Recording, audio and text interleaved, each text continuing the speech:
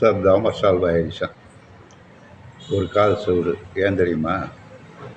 அவர் மின்சாரத்தை கண்டுபிடிக்கிறதுக்கு முன்னாடி பேட்டரி, டங்ஷன் நிலை இதெல்லாம் வாங்கிட்டு வந்தார் ட்ரெயினில்.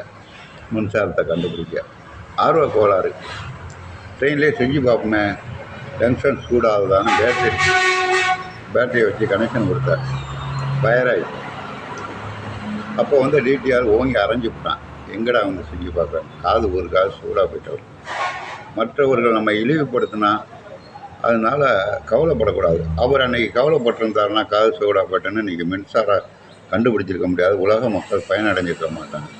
மற்றவர்கள் உங்களை இழிவுபடுத்தினால் நம் வாழ்க்கைக்கு வெற்றியின் படி எது அப்படி நினச்சிக்கிட்டிங்கன்னா, உங்களை உதாசீனப்படுத்தினவன் இழிவுபடுத்தினவங்களாம் நீங்கள் பெரிய ஆள் ஆகிட்டுனா, நான் தாண்டா அவனுக்கு உதவி பண்ணேன், நான் தான் சொல்லி கொடுத்தாம்மா, அதுவும் ஒரு வகையில் நமக்கு சந்தோஷம்தான்.